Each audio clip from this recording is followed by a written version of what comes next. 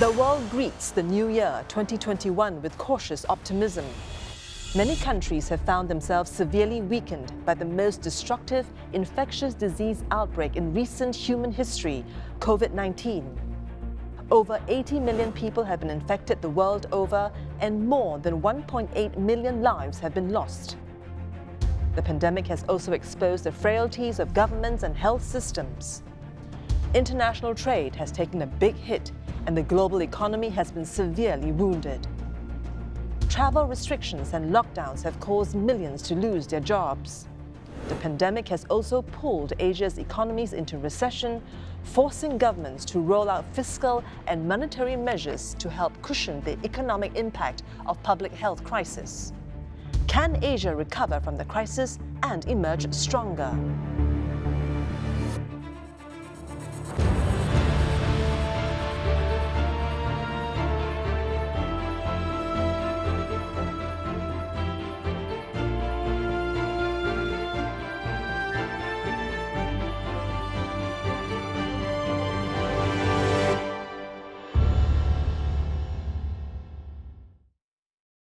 Welcome to CNA Insight and a Happy New Year. This is a special edition of Insight where we look towards the new year at the challenges that Asia is facing as we pick up the pieces that COVID-19 has caused on its trail of destruction. And we want to see if 2021 will be the year where Asia will rise again, or our prospects looking dim and dull.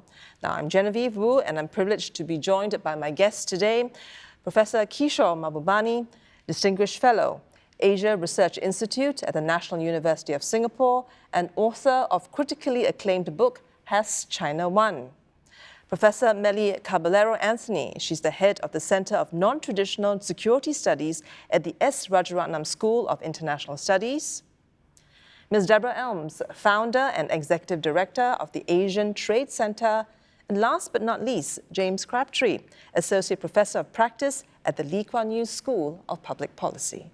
Now, if we recall this time last year, January 2020, we were on the hopeful verge of a phase one trade deal between US and China after a bruising, almost 3 years trade war. And the coronavirus back then was just a regional outbreak. And then all hell broke loose, and it became the main driver of a very turbulent year that was 2020. So if 2020 was the year of COVID-19, then I'd say 2021 is the year of COVID-19's long shadow. So let's start with the shadow that's cast on the economy. What's the damage done so far? And what is the top priority of government and leaders in Asia? Kishore, you want to kick off for us? Well, you're right to describe it as a long shadow. It'll be a very long shadow. And I think there's no doubt whatsoever that COVID-19 has been a huge shock. I mean, not just to our region, but to the world. And I always say that we are still in the thick of battle against COVID-19. The battle is not over. And when you're in the thick of battle, you're surrounded by the fog of war. And so you cannot tell who's going to be the winner or the loser from all this.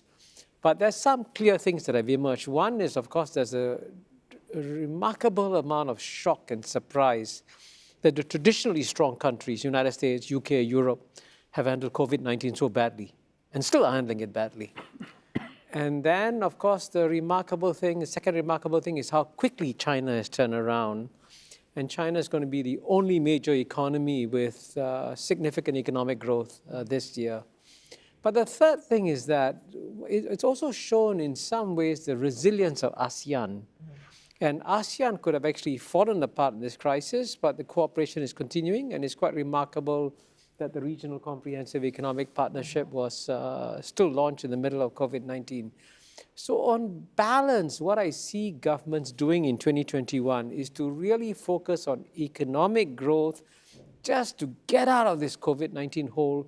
And so their minds will be very concentrated on that. Economic damage, what do you think? Melly, James? When talking about, loss of jobs, the ILO talked about 81 million just for the year 2020. When you're talking about people suddenly falling into extreme poverty, you're talking about an additional 100 million. You're talking about food insecurity, where you have in a region which is 50% where you find hungry people, right? That has been exacerbated to another. You're talking about hundreds of millions, essentially. So you have that. And how do you then address many of these consequences in light of the fact that governments themselves are grappling with having to manage very high debt as a result of the crises? Some of the, when you call isolationist or nationalistic sentiments, because this crisis requires, multilateral cooperation. Deborah, do you want to chime in on that? Yeah, I mean, as head of Asian Trade Center, the damaging impact that COVID has had, what are the consequences for Asia? So I think it's been mixed. We've had, of course, a lot of companies that have gone under, particularly a lot of small businesses that have gone under. They've never had a lot of capacity, and they certainly have never had a lot of capital. But then when you start shutting borders, when you stop the flow of goods and services, it's very hard for firms to stay alive. But on the flip side of that, we've had a number of firms that have actually done quite well out of COVID. We've had companies that have managed to pivot very quickly to deliver more things online. They've been able to expand. They've been able to sort of reimagine what they can do. We've been able to think about new ways of delivering even things like, this show here. So I think there's been of course, a lot of economic damage and disruption, and a certain amount of sort of innovation and creativity and growth that has happened. Now, the question is, how much will that sort of balance be in 2021? And I think it depends in part on how quickly we can actually deal with this virus, how quickly the vaccines get rolled out. James, you want to chime in? What about big government's role in terms of disruption or even promoting innovation in such turbulent times? COVID, more than anything, has revealed the state of geopolitical cooperation in the world. So I heard what Kishore said about ASEAN doing okay during the crisis, but genuinely the lesson we've learned is that there's much less cooperation than there needs to be, even if you compare to the 2008-9 financial crisis. There hasn't been cooperation to introduce economic stimulus. The development of vaccines has been problematic. The way the US and China have handled the WHO. There's been a whole range of areas in which there hasn't been enough cooperation. And I think that's not likely to change over the next 6 to 12 months. It's going to be, in some ways, even more difficult as countries race to introduce a vaccine, to be seen to be magnanimous and cooperate with others. In particular, in a situation in which the rich countries have already procured more than enough vaccine than they need, and many of the poor countries don't have nearly enough. So I think if your viewers are thinking about the road ahead, then the next 6 months at least is very unlikely to see a full-scale reopening of travel, and is still going to be pretty rocky economically. Okay, but interesting, you talk about cooperation, but in November last year, we signed the RCEP, the biggest trading bloc history has known so far. Won't that be a positive sign or development in terms of COVID? Well, actually, you know what? I must say I'm very glad that James highlighted the fact that COVID-19 showed a lack of geopolitical cooperation globally. And of course, a lot of it was driven by the fact that the US-China geopolitical contest, which I speak about in my book, has already begun. And actually, the logical thing for United States and China should have been to press the pause button on the geopolitical contest and cooperate to fight COVID, and then carry on with the contest. That would be a logical, sensible thing to do. But it shows you how deep the rivalry is between US and China, that in the face of a common enemy, they kept on fighting with each other. That's how deep and structural it is. But this is in many ways related to the RCEP you mentioned, because the trade agreements, and I don't know whether Deborah will agree with me or not, are also driven by geopolitics. Okay. And it's very clear that after the United States especially walked away from the TPP and began taking unilateral measures, declaring trade war on China, declaring sanctions on Europe, imposing sanctions on Japan. So, clearly people were looking for alternative sources for growth.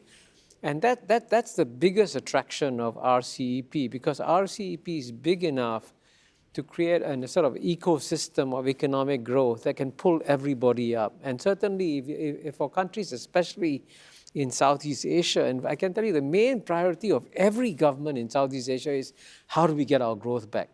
And you can no longer look to the United States for at least a while, even after Biden comes in. Up until now, we haven't had the ability to do trade in Asia for Asia. So RCEP really fundamentally, in my view, shifts that and makes it easier for you to create goods, services, investment, et cetera, in Asia for Asia. We've had, of course, strong economic links between Asia and the rest of the world, with lots of manufacturing services delivery in Asia for lots of other places, US, Europe especially. But we don't have a lot of inter-Asian trade in final products. We see them in intermediate goods, but we don't see them in final products. We don't see a lot of services delivery. And RCEP changes that calculation. Okay, quickly, I'm just going to have to wrap up this section real quick. So this has thrown up a very interesting paradox. It's almost like there seems to be a lack.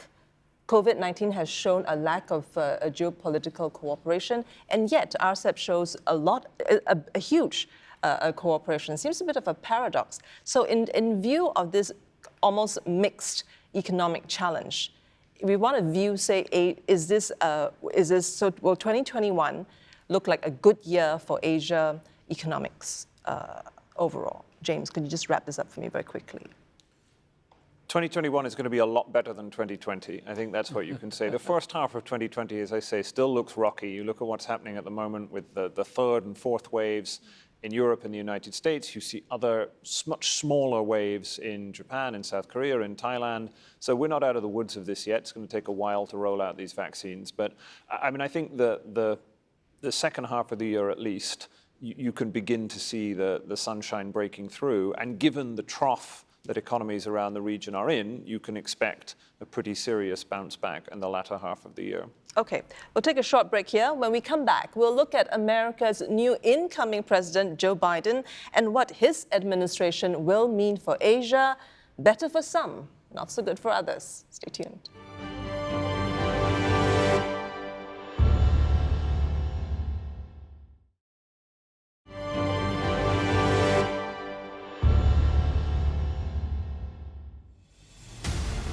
On January 20th, 2021, President-elect Joe Biden will be sworn into office as the 46th President of the United States. He defeated Republican President Donald Trump in one of the most controversial elections in the country's history. During his presidential campaign, Mr. Biden has promised to restore America's leadership on the world stage. That could mean placing Asia back at the center of his foreign policy through the U.S. security ties with its allies in Asia in the wake of China's growing assertiveness in the region. Mr. Biden has also pledged to reset Mr. Trump's America First policy and signal the return to the traditional policy of diplomacy and multilateralism. But can Mr. Biden afford to reverse or abandon the policies of Mr. Donald Trump towards Asia and start afresh? Will he really walk the talk in the face of a rising China? And what would that mean for the rest of Asia? Welcome back to Insight. This is a special edition of the program where we analyze the threats facing Asia in 2021, as well as to see how Asia can respond to these trying times. There will be a new president in the US White House. And as the only superpower in the world, policy directions and the tone of leadership in the US will have undeniable impact on the rest of the world, including Asia. Now, how much will Asia be a priority for the new US President Joe Biden? Well, our previous discussion on RCEP was quite interesting because the US has a big economic problem in Asia now. There are these two big mega trade agreements, RCEP and CPTPP. The US is part of neither of them. And so its engagement in this part of the world is rather unbalanced. It has this huge military, which it's thinking about using to contain or balance China. But it doesn't have very much to say to countries in Asia anymore, as Kishore said, on economic policy. And so Biden needs to try and shift that.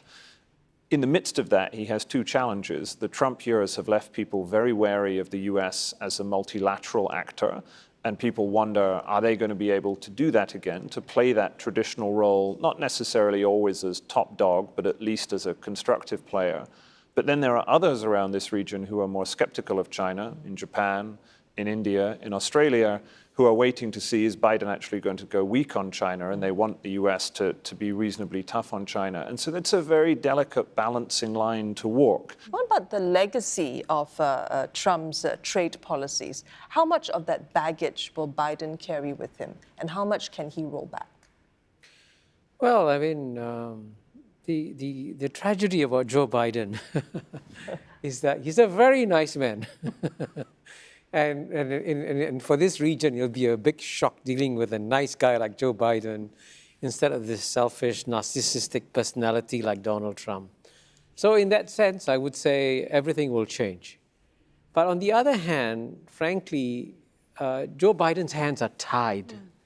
And we must accept the reality that what we are dealing with is this is a very unusual phenomenon. Traditionally, when your new president comes in, he may have a kind of a honeymoon period and everyone says, give him a chance. But Biden will have no chance at all. In fact, Donald Trump refuses to leave the office. I mean, let's be clear about that, okay? So this is a very unprecedented situation. And from day one, from the day he walks into the White House, they'll be gunning for him. And so the rest of the world sees this happening, sees that Joe Biden completely dragged down by domestic politics. His capacity to do anything is very limited. So for example, going back to the specific issue of trade that you mentioned, frankly, the most logical thing that Joe Biden should do is to just press the pause button on this whole trade issue and say, let's work on killing COVID-19, let's work on economic recovery, and that would be the sensible thing to do. But if Joe Biden shows any kind of softness on China, he's dead. Because the anti-China mood in Washington, D.C. now is so strong and so toxic, he's got to be seen to be strong on China. So that's what is going to rock this region. Unfortunately, the US-China thing will continue. And therefore, by the way, the reliance on this region to growth will actually grow even faster. If you have a US president who's so domestically distracted and so domestically tied down and a region that continues to grow, that's going to be the big shift that we'll see. And it will sort of start in 2021. Okay, let me pick up your point on that when you said that Biden's hands are tied. If he even looks soft on China, they'll be out for him, right? The dogs will be out for him. So what will the US-China trade war look like under a Biden administration? I don't think anyone knows yet, including Biden. I think they are in a bit of a quandary, right? So how do you address this? I think one plan will be to be more multilateral, meaning return back to the global trading system in a way that the Trump administration has not done. So that's an easy one for the US to do. But then what do you do with sort of building this coalition of the willing, if you will? I think there's going to be a lot of focus on Europe because the US would prefer to have Europe be part of a partnership in figuring out what the plan ought to be vis-a-vis China. So I think rather than looking to Asia first, the US will probably look to Europe first. US would like to look to Asia, but unfortunately, as James pointed out, they don't have a lot of ways in which to do that, especially on the trade and economic front. There are almost no FTAs in place. There's going to be a lot of pressure on the Biden administration to come back and join the CPTPP, the Comprehensive and Progressive Trans-Pacific Partnership, which Trump pulled out of. But I think for a lot of very technical reasons and some political challenges, that's going to be impossible for the US in the short run. I think 2023 is actually the earliest that I could imagine the US coming back to CPTPP. So between now and then, trying to build a sort of trade and economic pivot back into Asia, I think is going to be very difficult for the US. Then speaking of this space, then this sounds like this could be the year that Asia could shine in this space that's created in somewhat of a relative absence by the US. Would you agree? Well, I'd like to say yes, but then again, there are a lot of unknowns, and that's at the risk of sounding really pessimistic. It's just that the devastation of COVID-19 actually aggravates existing problems in Asia, right? But if Asia can, you talk about Asia, it's big, right? But especially in this region, East Asia, if they can sort of maximize some of the developments that are happening. You talk about digital trade, for example.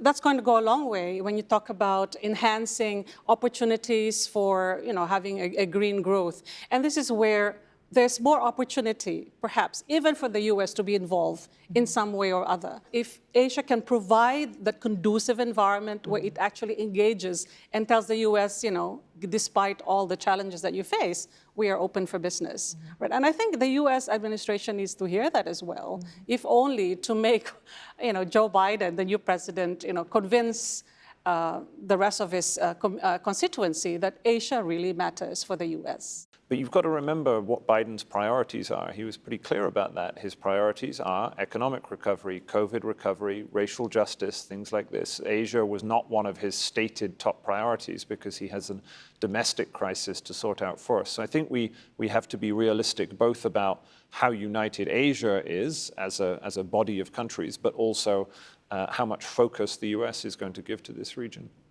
Kishore, would you like to... I actually agree with James. He's going to be shocked.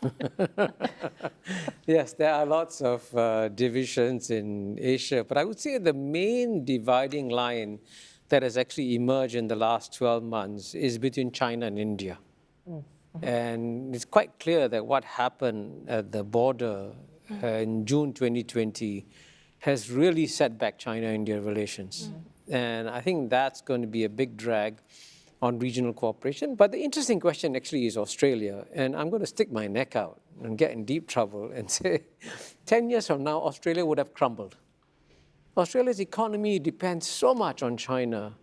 So right now you have an artificial situation where the Australian government actually is alienating its number one market. It doesn't make sense. And within Australia, even though the country is fairly united in supporting Morrison right now, as the economic pain grows, at some point in time, Australia will also make an adjustment. So the Quad, is to put it very bluntly, has no future. The Quad will break apart sometime in the next 10 years. So the future is going to come from RCEP. And guess what? Japan and Australia are also part of RCEP. So there are basically strategic choices you have to make about what's in your interest. But I also want to emphasize, and James is right in this, all the countries in this region want to see a strong US presence. Okay, and that's a perfect point for me to take a short break here, because when we come back, we're going to talk about the US-China rivalry that's not limited to trade, but clearly it is a strategic struggle that may seem to threaten anyone or any nation that's in its orbit. How should Asia respond to that? More on that when we come back.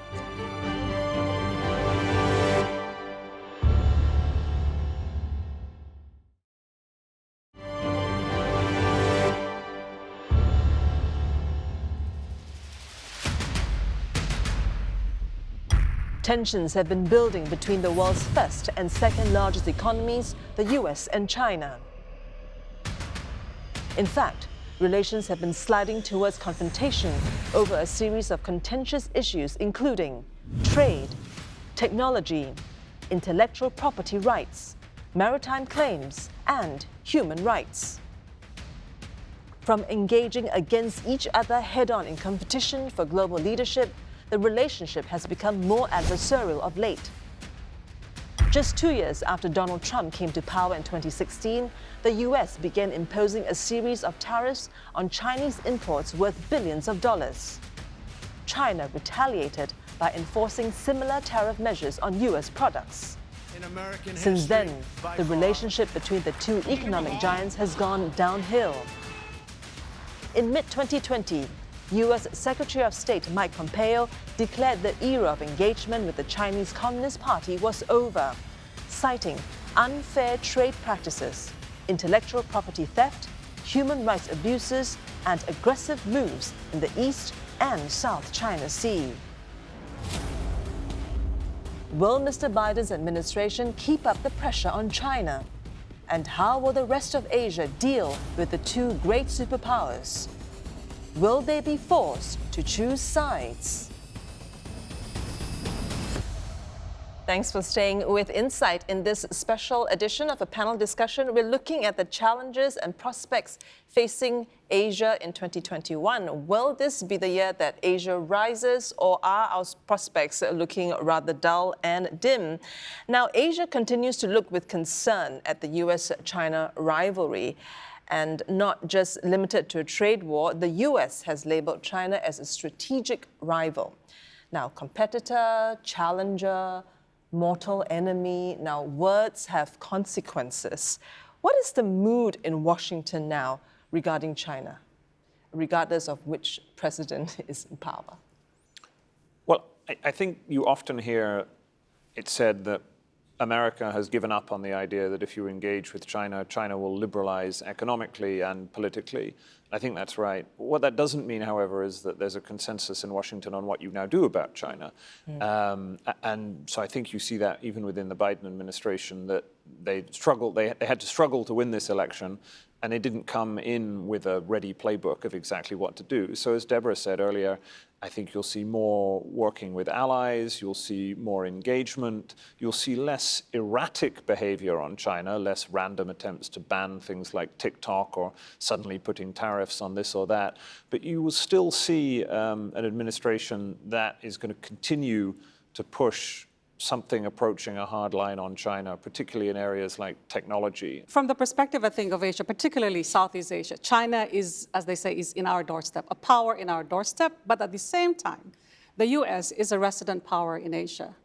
So you would think and hope that the Biden administration, in its attempt to re-engage with the region, will send clear signals about its commitment to really be part of the agenda of establishing what we call a rules-based international order. And this, I think, is important because while China is undoubtedly a growing power, in fact, I think if you look at its defense spending, it's 15 times that of the US, there are disturbing and worrying trends about China's aggressiveness in the South China Sea. And maritime is one theater of conflict in the region, which needs to be managed well. And this is where, in as much as you have all these mechanisms, to engage China and the US together, you then have the Quadrilateral Security Dialogue, which is the Quad, which brings together the US, Australia, India, and Japan.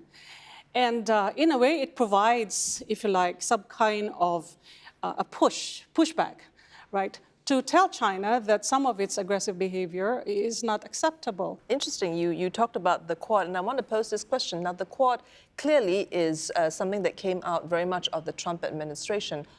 And will this survive in the Biden administration as he recalibrates, perhaps review the US approach to China? Kishore. Well, I mean, on the US-China thing, it's important to understand that it's not driven by personalities, that it doesn't matter whether it's Trump or Biden. It's driven by very deep structural forces. And I just want to quickly mention the three structural forces. The first, of course, is that Graham Allison has described this very well. For 2,000 years, whenever the world's number one emerging power is about to overtake the world's number one power, the world's number one power always pushes down the world's number one emerging power. So there is a very powerful impulse that goes far beyond Trump in what is called the deep state in Washington, D.C. They don't like the idea of becoming number two. And the United States basically has 1 decade left in which it can stop China from becoming number one. So that impulse will continue in this decade. It doesn't matter whether it's Trump or Biden. And as Graham Allison says, this is a 2,000-year pattern of history. Secondly, it's driven by a fear of the yellow peril. Now, this is something that no one wants to talk about, but it's a fact that the United States finds it difficult to live with a non-Western power becoming number one. And that's a factor that explains the emotional reactions to China. And the third structural force, I think James hinted at this, is that, as Kurt Campbell said in an article in the magazine Foreign Affairs, United States thought by engaging China, China would open up economically, then China would open up politically, China would become like America, they could live happily ever after. But China is not going to become a liberal democracy anytime soon. So there's a deep bipartisan disappointment with China. So these are the structural forces driving it. So the question, therefore, is what will happen? And I would say basically that under Biden, he will try his best, okay? Number one, to keep on making US strong, but at the same time, he also realizes that he has to collaborate with China. And for him, climate change is a big thing. Mm-hmm. And if China is not part of the solution on climate change, China automatically becomes part of the problem. So in the Biden administration, there might be some effort to make to balance these two dimensions. But politically at home, he'll find it very, very difficult. So what we should prepare for psychologically in Asia, mm-hmm. we should just psychologically prepare for a rocky road in US-China relations. But at the same time, we Asians should not appear to be helpless. We should actually explain to Washington, D.C., we want you here, but don't force us to choose. We want to work with the United States. We want to work with China. Would you like to add on to that? Let me just also highlight for Asian viewers, the tariffs are not going away. So the US-China tariffs, on which we have hundreds of millions of dollars now imposed, are not going away anytime soon. So I can imagine a Biden administration pushing pause on future escalation. They may roll back some of those tariffs, but the tariffs themselves are going to stay in place because first of all, they're delivering revenue into the US budget, which it badly needs, and they're viewed as a bargaining chip. So you will start to have a new dialogue, I think, between the US and China under a Biden team to discuss what would be, they won't call it phase 2, because I think we're going to need a new name for this entire exercise, but whatever it is, a new round of negotiations between the US and China. But the tariffs will remain in place, at least for, I don't know how long. I would say 2021 for sure. And then perhaps a rollback as we get some payoff from these negotiations, but it's tricky. There is no doubt that China has become more assertive. Let's be very clear about that. And by the same time, that's also very normal behavior. When you have a pup in the room, a tiger pup even, it behaves in a friendly fashion. When the tiger pup becomes a tiger, which is what China has become, you've got to deal with the tiger in the room. And China has become the big tiger in the room. Let's be very clear about that. And you forget the idea that China is ever going to become a nice, comfortable, happy tiger pup in the room. That's gone. It's a new reality you have to deal with. If you want a leading indicator, very simple leading indicator, out of 193 countries, all of them are free to join the Belt and Road Initiative. They can either join or not join. You're free. And United States doesn't join, India doesn't join, Japan doesn't join, Australia doesn't join. Perfectly reasonable. But of 193 countries, when I last checked, is somewhere within 127 to 135 countries have signed agreements on the Belt and Road Initiative. So if you really think that China is a big threat, is going to eat you up, why do you go and sign agreements with China?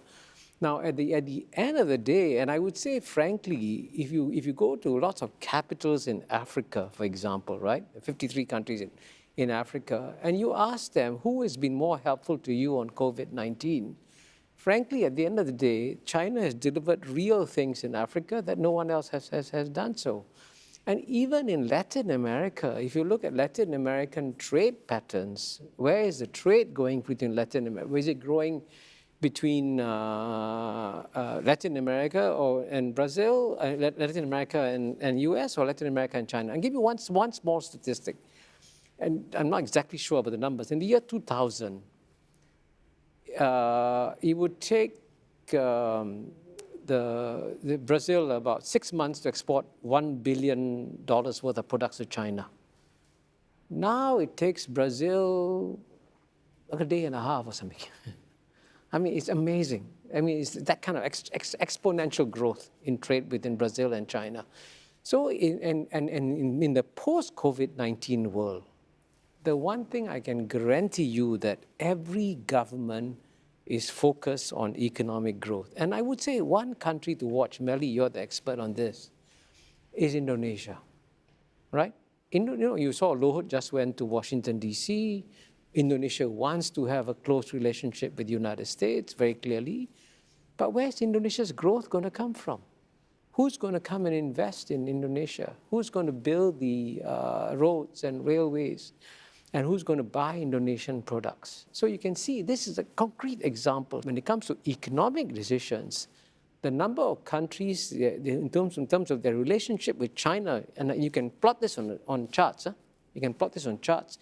Their relations with China will keep going up. Okay, but Yeah. still my question is, why has China suddenly become so aggressive, given, sure, all the goodies of the Belt and Road and so forth? Well, it's hard to get into the minds of China. But as Kishore said, when you gain more power, you tend to exercise it. That's the constant. But exercise it in what way? Right? The worrying thing about China, and I think it's not just a Western narrative, is that while it provides the so-called goods, public goods, to countries that need it, infrastructure, for example, right? On the one hand, it is also, it's triggering a lot of conflict, right? And so you cannot have one at the expense of the other. And I think in the context of a region that has territorial disputes with China, not just Southeast Asia, you have South Korea, you have Japan, right? I think it is important that we agree on the rules of the game. And this is what a rules-based international order is. And when China was growing, right, it was joining all these multilateral institutions. One of the hope then was that China will be a responsible player and abide by international rules. What you don't want is a major power, right, a great power, to rewrite the rules to its own advantage. Okay, I've got to hold that thought for now. We need to go for a short break. When we come back, I want to take a look at the evolving threats or threats that are under the surface, bubbling under the surface, facing Asia that we shouldn't underestimate in 2021, and as well as silver linings for Asia. Be right back.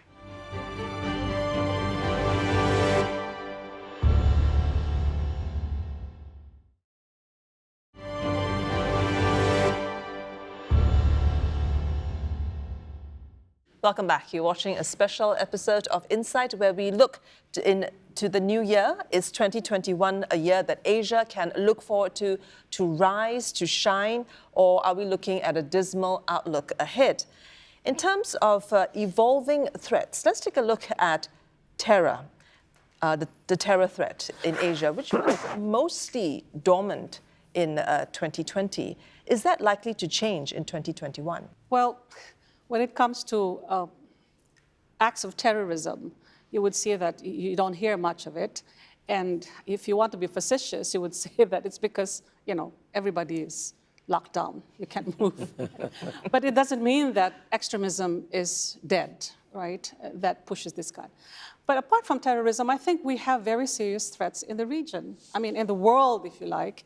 And I think there's an agreement in this room that climate change is a huge threat. It's already upon us. We are already seeing the impact of climate change, extreme weather events, whether it's in Australia, in Southeast Asia, where we have natural disasters almost every month, for example. Indonesia would like to say, we talk about natural disasters, you name it, we have it. But more importantly, the displacement that comes along with it, the economic destruction that comes along with it, devastation that comes along with it, the human misery from, food insecurity, health, in fact, and access to water. And water is, again, another flashpoint when you're talking about climate change drying up, for example, the river basins. And if these are shared river basins, then again, there will be issues, contentions about, resource scarcity and resource access. James, would you like to jump on?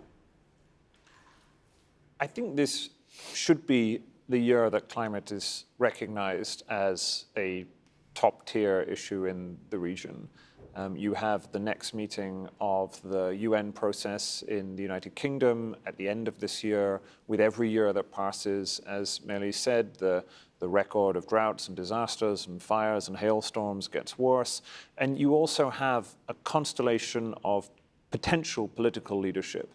China, just before Christmas, unveiled a very ambitious new target for carbon reduction. Joe Biden, one of his stated top priorities is climate change. Might not be China, but climate change is one of the big top four. In Europe as well, this is a top-tier priority. So there is the makings of real progress, but you have to recognize where we are. We're an awfully long way off track for 1.5 or 2 degrees of warming, which is the measure that we're aiming for. And the political divisions over who should bear the cost of this, who needs to put the money up for all of that investment in renewable energy, which is particularly important in Asia, where the battle for climate change is going to be fought and won or lost. Those dividing lines about who pays for this and who bears the pain of it, those remain to be fought. Because the climate change threat will have a big impact on governments' policy making, public finance, and investment decisions. How would that pan out in 2021 for Asia? Well, I would love to say that climate will be at the top of an agenda, but I don't think it will. And I don't think it will because there's too much economic damage that needs to be addressed. And so this goes from governments, it comes from companies. So companies, a lot of them would say, well, I would love to invest in greener, more sustainable outcomes. It'd be fantastic. But the reality is, I need to survive. I need to pay my staff. I got to pay rent. Like there's practical consequences to coming out of a recovery that has made it so that, do I really want to invest more money in some kind of green, sustainable something or other? Answer, I think, will be no. Would love to do so, but can't. And I think you're going to see that replicated, companies big and small, in most of the world. And governments will do the same thing. Governments will say, I would love to be involved in sustainable recovery, but at the end of the day, I need jobs. Like I need jobs, and I need to deal with, at some point, deficits, and I need to deal with health. And so I just think climate keeps getting pushed down on the agenda and will continue, certainly for me in 2021, to be pushed further down on the agenda until we have a bit more sustained economic growth. I like that. That's a very pragmatic observation. Kishore, do you agree? Well, as usual, I'll take the middle path. I'm halfway in between Deborah and That's not your usual Melly. path, though, but No. continue. I'm getting older and wiser. No, actually, Deborah is absolutely right. For businesses, this is the year of recovery, and you can't put the kind of long-term investments you need to deal with climate issues and so on and so forth. But at the same time, if Joe Biden wants to do something unusual, if he wants to be really cunning, and find a way of dealing with his domestic opponents and also building up international support for the United States, the most cunning thing he could do is use climate. And because there's a strong enough consensus in the United States that climate is real, that we have to work on it, he can bring people together. And under the shadow of climate, he can try to stabilize the relationship with China because he has to deal with China. So at this point, I've come to what we call the crystal ball moment, right? In the context of all the challenges that we've discussed so far, does 2021 look like a year where Asia is on the rise, or is 2021 looking like a very grim year for Asia? And if you had to say what's one major threat to Asia and the one bright spark, the best silver lining for Asia in this year, what would it be? James. I think the answer is both. This is still a very grim period. A lot of people are suffering. But if you look around the world, then Asia, and particularly East Asia, is doing better than any other region. And so relatively speaking, this part of the world and patches of Southeast Asia are doing well. South Asia, less well. But I think led by the Chinese economic recovery, this will be, relatively speaking, a brighter year for Asia, definitely compared to other parts of the world. In terms of a risk, I think both North Korea, which we've already mentioned, we haven't heard very much from the North Korean leader for a while, and I think that may be something that will pop up this year. And I think a lot of people remain quite nervous about the situation in Taiwan and in a sense, how quickly and with what measures China will try and make some progress in its aim for reunification over the coming period. Okay, Melly? Well, it's a critical year. It could go both ways, I think. But there are opportunities if countries get together. And, I was just thinking about how consequential was 2020 in terms of dealing with COVID-19. In less than 1 year, the international community was able to produce a vaccine. Why? Because you have this scientists banding together, right, around the world to develop it. And there's no reason why And I mean, that can actually happen if there is that, decisiveness and determination to do something about it. And I think there have been experiences in the region that can tell you that if we put the same kind of effort, making sure that our trade is open, making sure that we can actually cooperate, finding, areas where we can work together in spite of the constraints that we have, then that is a bright spot. My worry is we have seen how one single issue can generate other threats. I mean, the health threat became an economic crisis of global proportion. But if you add that, if that's compounded, for example, by, climate change impact, right? So you have compounded threats that I think the international community and I think our system may not be able to handle. I think it's going to be uneven. I mean, Asia's a big place. So we're going to have pockets that do very well and pockets that do poorly. And of course, you hope that you're in a good spot. I think we're coming off an extremely bad year. So it's fairly easy in a really bad year to have the next year have better, especially economic growth. When you've really reached bottom, then you really, I'm hoping, can only go up. So in that sense, we should do well. But I do think it's going to be very uneven and it's going to be very disrupted. It will be start-stop as we have more waves develop or as we have vaccinations that don't work as expected or as people stop wearing masks, et cetera, because they feel like everything is fine. I think it's going to be really challenging. It will continue to be a very challenging year. It'll be a challenging economic year. It'll be a politically challenging year. And last but not least, well, I think the biggest threat very clearly is going to come from the US-China front. Because if Joe Biden feels in one way or another under a lot of pressure domestically to be seen to be strong on China, and that may come, right? Then you can have a tit-for-tat escalation process. And that I see as something that I would worry about in 2021. But on balance, I would say, if we are meeting 12 years from now, I'm actually very optimistic. Because I think at the end of the day, sometime in the course of this year, this vaccinations process will gain momentum. And by December 2021, COVID-19 will become more like a memory by 12 months' time. And at the same time, in East Asia, you will see, because led by China, as James said, fairly significant economic growth in this region. I mean, from a low bottom, but the sense of growth and momentum. And that sense of growth and momentum will then also sort of, in one way or another, calm down the geopolitical tensions. So, for example, North Korea has been mentioned, right? One advantage that Joe Biden has is that since Trump has already met the North Korean leader, it's okay for Biden to meet the North Korean leader. And fortunately, see, what went wrong in the Trump-North Korea meetings was that he was surrounded by people, Trump, who made unreasonable demands for North Korea to give up everything before U.S. gives anything. So hopefully, when you have better negotiators, you might actually, they have an opportunity for a better dialogue between U.S. and North Korea. And don't forget, people always forget this. North Korea's biggest worry is not United States. North Korea is more worried about China.